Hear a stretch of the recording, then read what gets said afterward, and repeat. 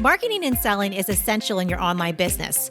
And when you have the right strategies and mindset, you not only can make a lot of money, but you can change a lot of lives. Welcome to the Online Marketing Podcast, where we help course creators, membership owners, and coaches market and sell their offers.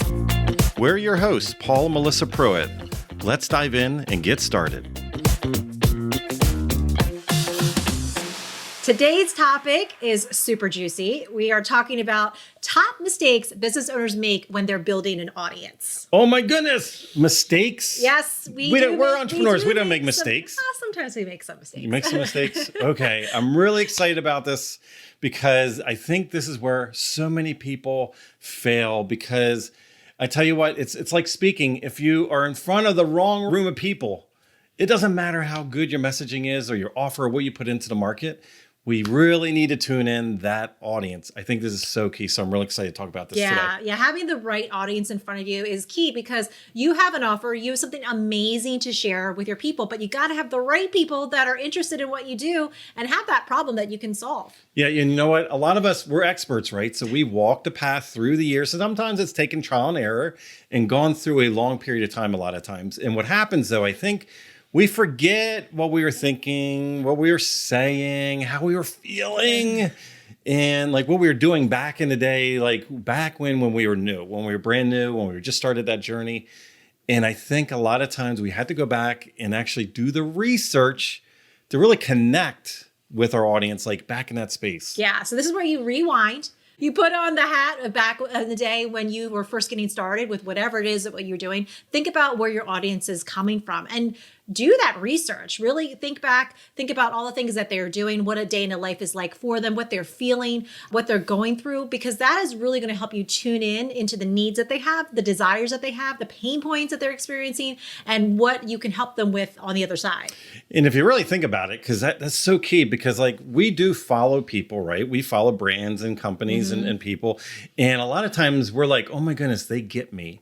They get me. They're in my head. They know what I'm dealing with, right? I love that. I know that's good marketing. And I'm like, oh, you're speaking my language.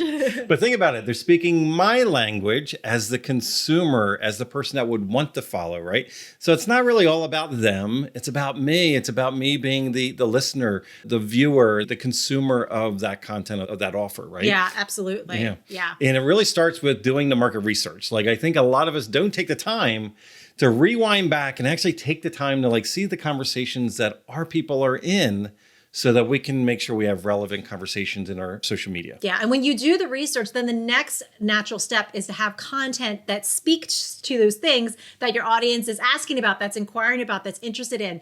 A lot of times when you're building an audience, a big mistake that we see is, and we all are guilty of this. Oh, yeah. We put out random content. We just put out, let me post about this and let me post about that and show this. And yes, like it is nice to have some variety, but if we're posting all kinds of random stuff that your audience really isn't that interested in, they're going to tune out and they're going to go find what they need somewhere else. Yeah, it's like having a mixed bucket of something, right? It's like, no, you want consistency, because if you're bringing an offer later on, if you have something, that a product, a service, an information thing, a course, a membership, anything that you want to like present, that means everybody's coming around that common conversation that they're already having. And if you're all over the place with your messaging, what's going to happen is you're going to attract a random audience as well, because they came to you from some random topic or random thing that you put out into the world, into the ethos.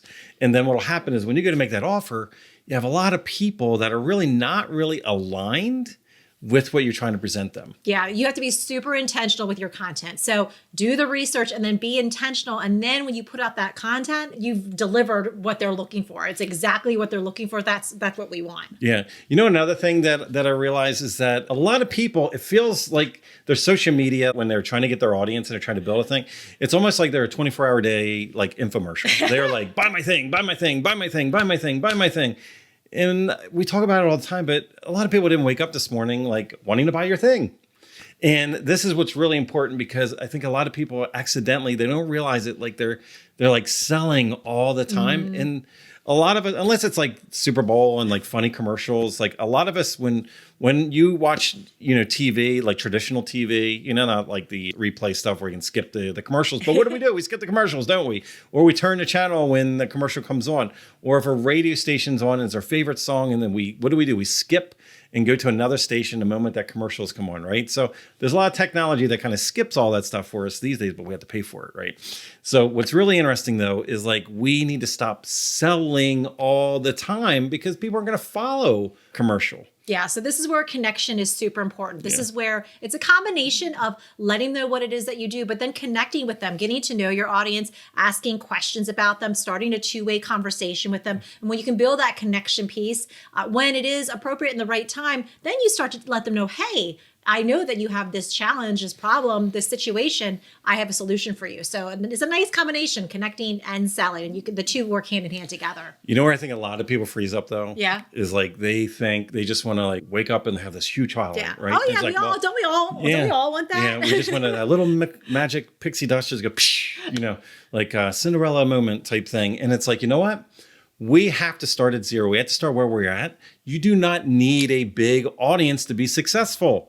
Yeah. This is so vitally important. I think a lot of people get tripped up. They think they have to have 5 million followers, or they have to have 50,000 this, or they have to have an email list that's so huge. And at the end of the day, in order to be successful, like you really don't need that big of a following. Yeah. And we're definitely gonna be jamming more on this because it is a huge myth and it stops people in their tracks because they think I don't have that list. I'll do that later when I have the list. I'll do that later when I get this many followers.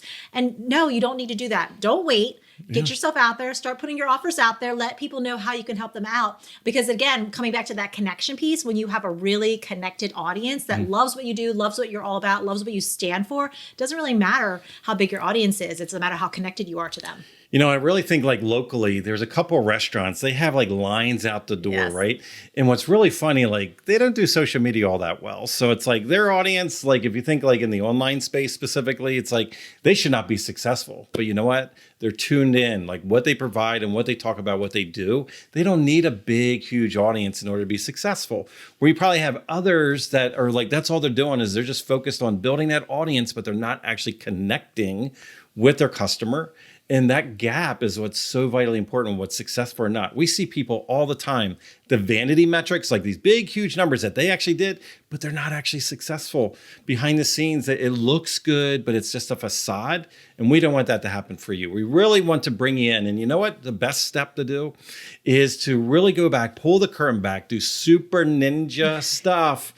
And we might have a freebie that we have for you to help you with this so you build the right audience. You want to talk about that? Yeah, of course we do. Of course we do. So we have our Ninja Targeting Research PDF, which is really going to help you tune in, do the research so that you can really understand who your audience is, what they're interested in, what they stand for, what their challenges are, what their desires are. Really do all that research. And then from there, that's where you can create content that they're really into, they're tuned into, and create those connections. So we will make sure that we have that PDF in the show notes for you. Yeah, I'm really excited about this because I tell you what, I'd rather have a small audience that is really tuned in because you are talking their language, remember? And if we really balance that out and we really truly think about that, we really don't need tens of thousands of people. We don't need hundreds of thousands of people.